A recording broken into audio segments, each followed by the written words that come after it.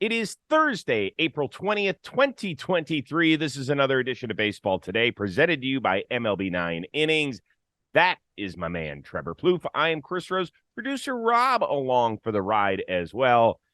And I start by wearing an Oakland A's hat because I feel for my Oakland friends and fans today because it came out last night, courtesy not only of several reports, but the A's and also the mayor of Oakland said they have ceased negotiations on a new stadium. It certainly sounds like the A's are going to be moving to Las Vegas, where they have already purchased ground or are on their way to purchasing ground and building a brand new 30 to 35,000 seat stadium about a mile from where the Raiders play in Las Vegas. So it seems like all systems go. As a dude who played out there in Oakland for a little while as both a visiting player and then a guy who called that his home baseball town, what are your feelings today? It's interesting because I feel like this has just been a long time coming. I know there's kind of been what I'll call a lot of lip service there, trying to keep this team in, trying to get the stadium built. It really felt like they had, one foot in the grave, one foot on a banana peel. My dad used to say that. I don't know. Does that make sense? Like they weren't, I don't know if everything was righteous when they were talking about trying to stay in Oakland. I hope it was. But yeah, like you said, now they kind of give us a Wednesday night news drop. Were some pretty pointed quotes there from Manfred and Dave Cavall. So I feel for Oakland fans. I really do, because there are some very, very loyal fans in that city who have been around for a long time. And really, when that park gets filled up, it's one of the loudest, most raucous places to play in all of baseball. So if this does happen, I do go to Vegas. I'm gonna miss that. Absolutely. As somebody who knows the pain of losing a professional sports franchise, the 3 years where we didn't have the Cleveland Browns were some of the most miserable of my sports existence. I don't know if there's baseball on the horizon in Oakland ever again. That's really tough considering that franchise, I believe, has been there since 1968. This is really, really difficult. I don't pretend to know every inner workings. I've followed it as closely as I can. I don't know it. I just feel pain for them. And it's that simple. And I don't know. It's not fair for the ball players that are there right now. It's not fair for Mark Kotsay. And it's certainly not fair for the good people of Oakland. And so we'll leave it at that. We'll see what happens with baseball in Las Vegas, maybe by 2027, but who knows? Today's episode of Baseball Day, sponsored by MLB 9 Innings. It has a wide variety of game modes, including league mode, where users play through an entire season, to live play-by-play. They have over 2,000 player cards to collect and use in your dream rosters, which are the most up-to-date ones around. Also, the most up-to-date team logos, ballparks, unis, and they're introducing new historic players to MLB 9 Innings as well. Hall of Famers like Larry Walker, Walter Johnson, Hank Aaron, Michael Schmidt, Trevor Hoffman, and more. So download and play MLB 9 Innings 23 today with the link in the description. And, oh, by the way, while you're there, get in your MLB 9 Innings question of the day by tonight, because we're going to pick the best one. We're going to use it on Friday's show. You're going to get rich, famous, and a Baseball Today t-shirt that's in your size. So you're going to become Chris Rose, rich and famous, and you're going to get a Baseball Today t-shirt. That sounds like a good deal to me. I can promise at least the last part of the equation. Okay. Let's start it off with one of the most interesting stories we've seen in a while. Max Scherzer could be facing a 10-game suspension following his ejection for using some sort of substance on his hand Wednesday afternoon, as the Mets all-star pitcher was taking on one of his former teams, the LA Dodgers. Now, here's what transpired. He had something on his hand and or his glove. He got a typical inspection. The umpire said, go change out your glove, go wash your hands. Scherzer obliged. He came back out with apparently even more sticky stuff on his hands. Scherzer claimed, on the life of my children, that is rosin. It is nothing else. Here's Max's side of the story. After that third inning, I'm in front of the MLB official that's underneath here. I wash my hand with alcohol in front of the official. I then apply rosin, and then I grab sweat. When I then go back out there, and Phil Cuzzy says that my hand's too sticky.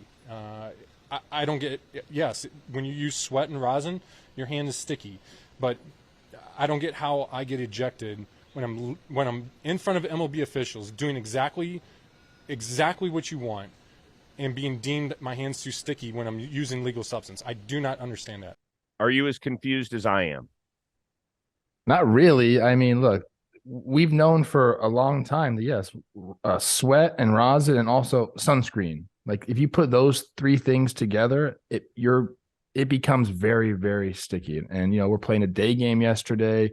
And like, what are you supposed to do if you're a pitcher? Like, you need to protect your skin. So like sunscreen's going to be on you. You're going to sweat a little bit, and they give you rosin. If you combine those three things, which you're not supposed to, like that's like in the letter of the law, you're not supposed to combine anything, but you're going to tell guys not to wear sunscreen. I'll go back to this, Chris. Pitchers did this to themselves. Some of them, not all of them. I'm not saying Max Scherzer did this, but guys that were using Spider Tack and like those really bad substances caused this for all the other pitchers. So I don't really know what the solution is. I thought the test would be okay, but now we're seeing this more and more. Where, I mean, can umpires tell the difference between sweat, rosin, and sunscreen and some foreign substance? Like, are they trained for this? They're not. I mean, so what? We're kind of leaving it up to them in their judgment, and there's no training for it. So it's interesting to me. I don't know where we go. Obviously, I'm okay with rosin being on the mound and having, you're going to sweat and you're going to have sunscreen. I think these things like don't increase spin rate enough to have like a meaningful impact. But again, like, these umpires, like I feel for them too. What are they supposed to do? There's no training for this, and they kind of just have to judge on the fly. I believe Scherzer though. Anytime you bring out, I swear on my kid's life, that's a heavy statement right there. So I don't think he was trying to cheat, but there's just not a good system in place right now. It's a horrible system. This is the biggest issue. This is the second time in less than a week where we had a pitcher get checked in front of the world to see. It was with Domingo Germán up there in New York. I don't know what the difference is. And I consider myself a pretty good baseball fan who has some connections. I talked with a bunch of pitchers last night. They're utterly confused. They think some of them think there's a conspiracy against pitching this year. They feel like they're being searched more often, which they did come out with a memo with all that. Well, listen, you can put your hand over your face. I'm just telling you what I was told here, okay? Here's the biggest issue. I don't know if Max Scherzer cheated. I really don't. I don't know if Phil Cuzzy and his crew were justified in ejecting him. You know why I don't know? Because the league hasn't said anything. Stop putting a statement out. Go out, get in front of a camera, have an explanation, get challenged by questions by somebody. I will volunteer to do it so that we as a fan base of the sport that we all love have a better understanding of what is happening. You cannot like that the NBA suspended Draymond Green for what happened with Domantas Sabonis the other night in the Kings-Warriors series, but at least Joe Dumars, who's an executive in the NBA circles, went on his media tour. You might not have liked what you heard out of his mouth, but at least he was available. The biggest problem is Major League Baseball, they write 3 sentences and they think they're good and they want to go stick their head in the sand. That is not good enough. And if you want to come out and say we screwed up because the Germán should have been ejected, or we screwed up because Scherzer shouldn't have been ejected, do that. Help us. Please. And we have the data, Chris. I mean, I think that's something we can do in real time. We're getting spin rate data. So like if we're seeing jumps from like a guy's baseline, like his career norms, which we didn't, by the way, with Scherzer. We didn't see jumps. I know, that's what I'm saying. So like I think that's one way you could look at it. But again, look, pitchers, there's no conspiracy out to get you. Got yourself. I can't with that, Chris. I'm just telling you what they said. Some guys have said, if they say it again, will you relay that for me? Sure. I'm sure they'll watch what we're doing right now, because they do. They watch and they listen to what we're doing. How would you like to see this play out real quickly? Which was Scherzer or just in the league in general? I think probably both cases. Give me a quick one. I believe Scherzer. Like I said, like those 3 things together, sunscreen, rosin, and sweat, you're not gonna be able to take away those from the guys. So I think he probably was just, that was what was the concoction was on him. For him, I think you just keep going forward. And I don't know. I mean, it seems like a Phil Cuzzy problem too, right? Like he's ejected been 3 guys have been ejected for this, and he's been the guy every single time. So Phil likes Yep. the sticky stuff, apparently. For the league, I think the spin data is, that can play into the solution at least. I think it's just a perfect example of a lack of leadership, which we have in this country. And I'm not going to sit here and get political on you, but I'm talking about through all facets of life. Think about where you work, okay? Do you have great leadership where you work? Right now, we don't have great leadership in this sport. We need better people. I don't know if the right people are in there, but they need to be better at what they're doing. And part of it is communicating to your fan base what the hell we're seeing here. That's it. Agreed. And if they do further penalize Max Scherzer, you damn well better make sure it's right. Because I just saw them let Domingo Germán walk. And by the way, one last thing. Phil Cuzzi said he had stuff on his glove, which is illegal, by the way. Why did he allow him to change gloves? If the letter of the law is you're not allowed to have stuff on your gloves, shouldn't he have just thrown them out then? Like, these are the questions I need answered. I'm not saying Max Scherzer didn't do anything wrong. I'm not saying he did, because I'm freaking confused, and I'm sick of it. So sick of it that I need to now talk about a guy who's returning from an 80-game PED suspension. Fernando Tatis Jr. will be penciled in most likely as the leadoff hitter for the San Diego Padres tonight as they start a roadie out in Arizona. If Fernando Tatis Jr. was on a phone call with Trevor Plouffe and said, hey, Plouffe, give me some advice moving forward, what would you say? I would tell him to kind of keep his head down and go do his thing on the field. Like if he has to talk to the media and they start questioning him, I think the best thing to do is to say, look, and just be honest. Like there's nothing that he can say to the media that's going to make some fan out there who doesn't like him because he got suspended change his mind. That's just not going to happen. The way he can do that and the way he can win back fans is to go out and play like he did it in his minor league rehab stint. If he comes back like that and he just lights the world on fire, there's going to be some people that are never going to forgive him. And they're just going to be, against him for the rest of his career. But if he comes back and plays like that, I think he's going to win a lot of fans back. And San Diego, I don't think he's going to have that problem at all. I think they're going to embrace him wholly. On the road, he's going to have to deal with it. And like I said, I think you be honest with any questions and say, look, I want to put this behind me. I made a mistake. It was silly. And I just want to move forward. Like that's all you can really say. And then go out there and ball out, dude. Because that is the only way to get people back on your side. Yeah, I think that's pretty good. If I were to be his PR guide for his first press conference, which I believe will be Thursday, I would say, hey, listen, I screwed up. Don't mention ringworm, by the way. Let's not do that. Whether that's what happened or didn't happen, people aren't going to care. They're not going to buy that. They don't want to hear that. What they want to hear is that you're on the road toward baseball redemption, if you will. And say, I screwed up. And I understand there's going to be a certain group of people that probably won't ever look at me the same way again. That you're going to label me. And you know what? That's on me. That's my fault. And I have brought that on myself and my teammate and my family and my city and everything else. This is all on me.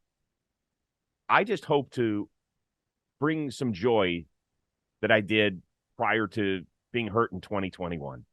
That's really what I want to do. I want to help bring the city of San Diego their first major professional championship. I want to do all that. And I understand that people are going to root against me. Like, I get it. That's what I would say. I would just throw my hands up in the air and just say, this is all on me. Because the minute you start doing that, some people say, you know what? He's turning the page. He's trying to be better. He's accepting responsibility. We're all humans. Whether it was ringworm medication or he was using PEDs, he fucked up.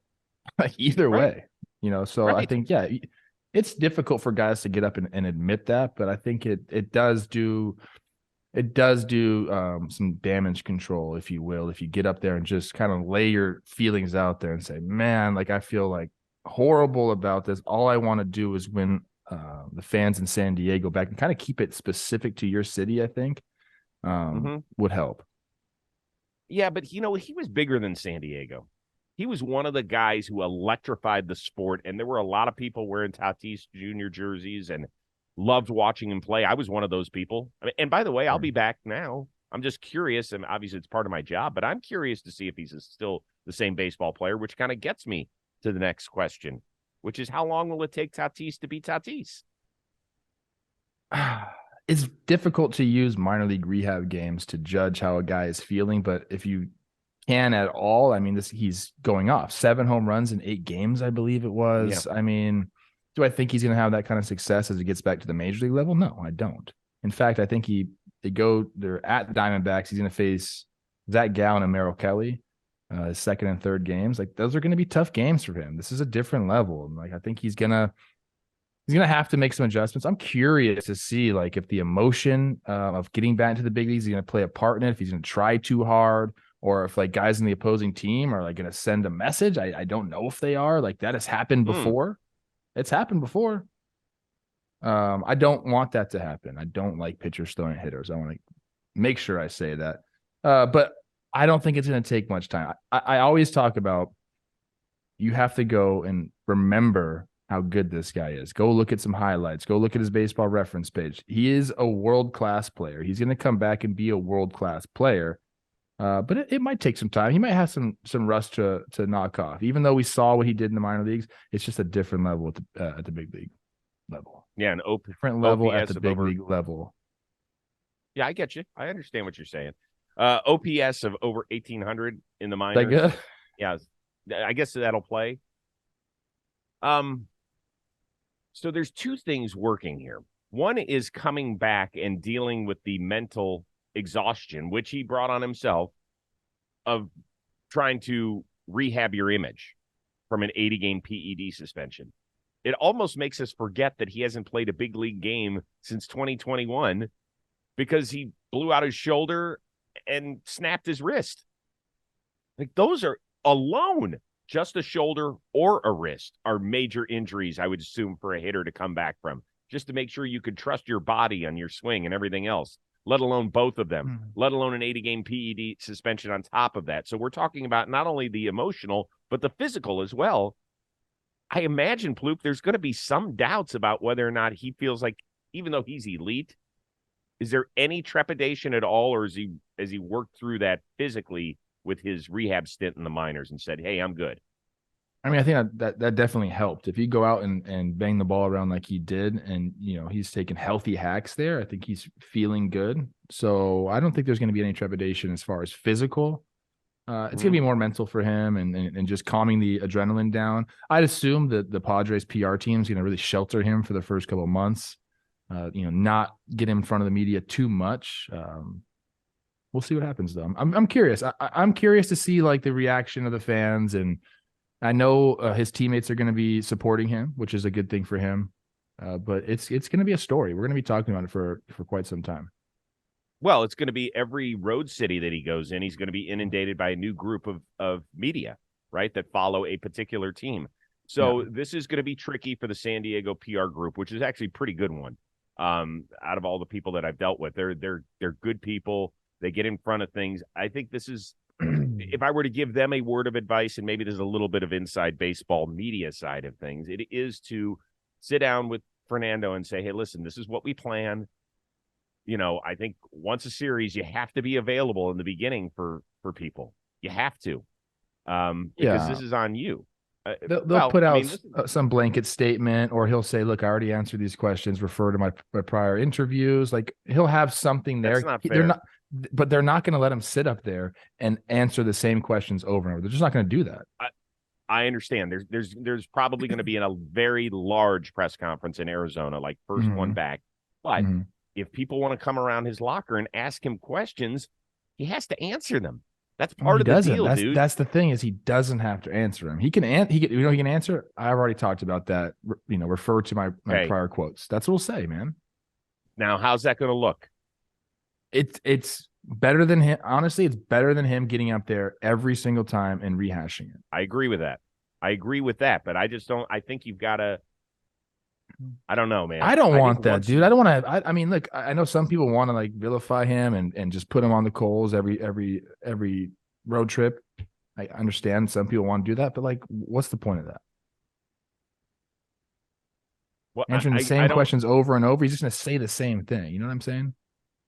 Yeah, I mean, it's possible. But like I said, when you're dealing with a new group of reporters, you're going to get people asking Yeah. same questions in different cities. I just don't think there's a way to avoid it. Not everybody works for the same media outlet.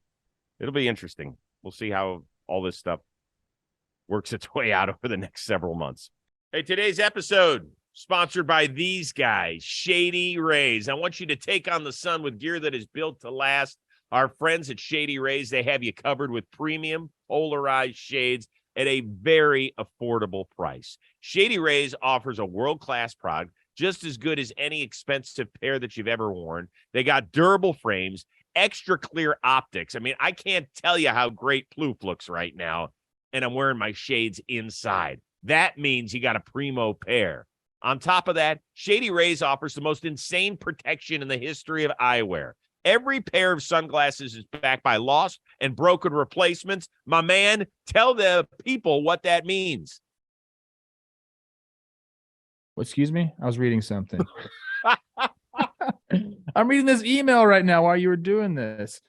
Is this the Shady Rays read where you want me to tell you if you sit on them like Chris Rose does all the time, they'll just send you a new pair, no questions asked? Is that what you want me to say? Exactly. If you break them or you lose them, even on day one of purchase, they're going to send you a new pair, no questions asked. That's simple.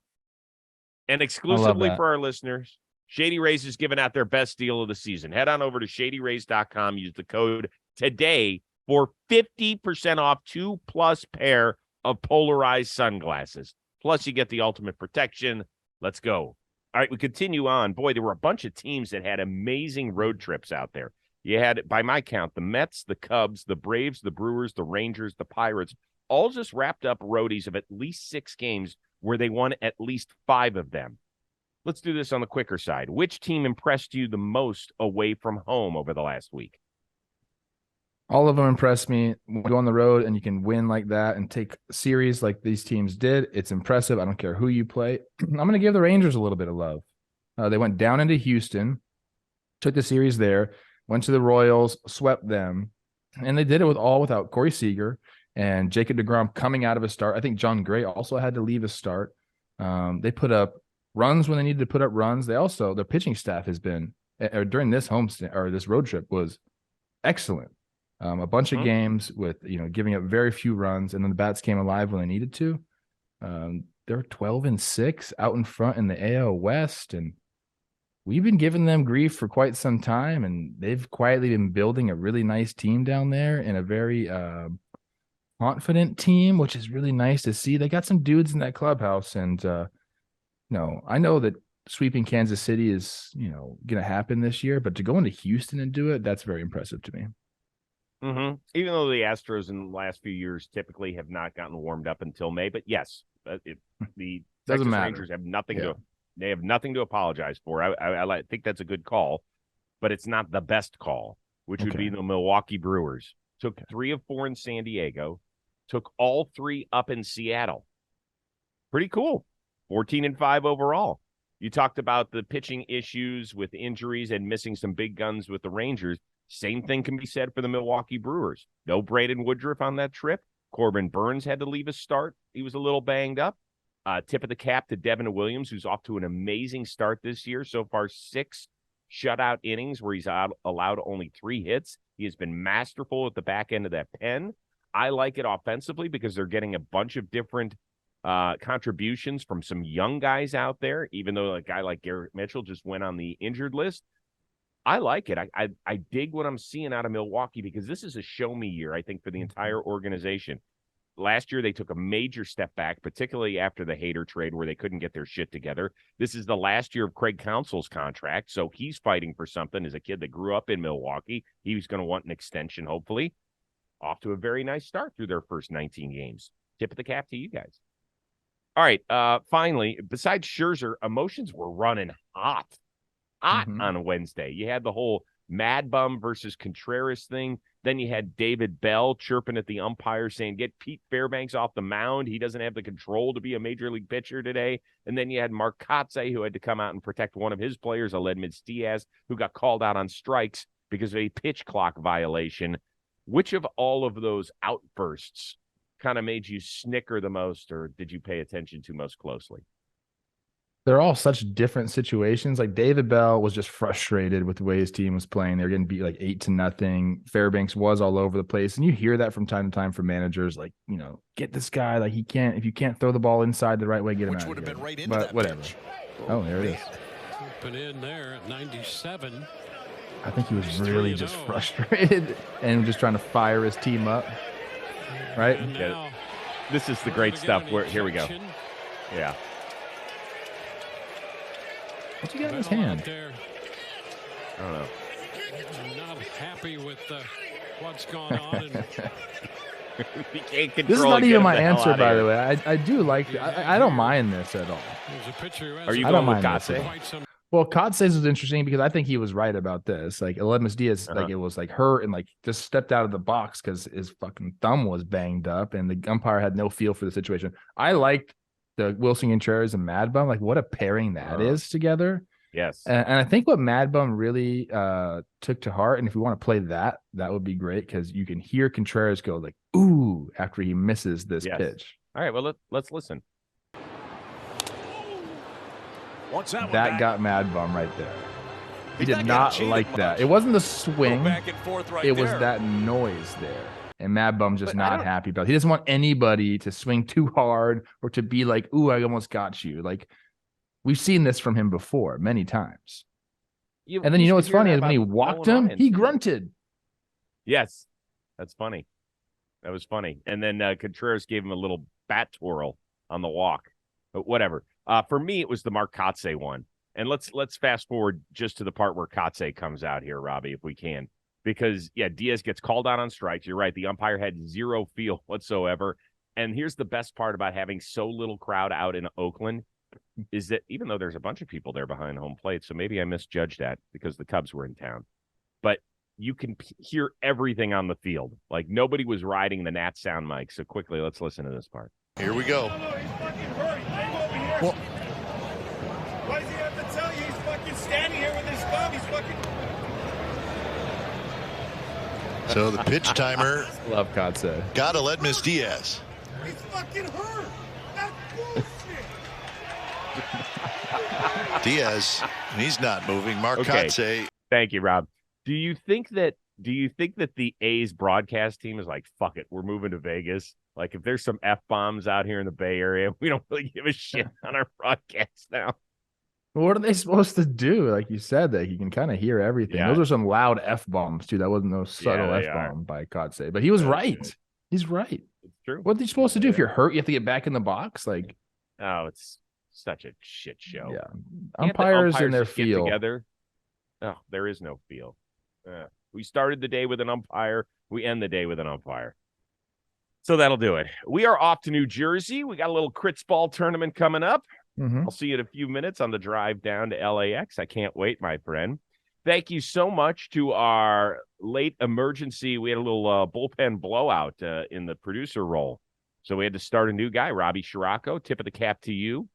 For the always entertaining Trevor Plouffe, I am Chris Rose. We will see you Friday on Baseball Today. Don't forget to get your question of the day in by tonight. We'll see you Friday. Happy 420.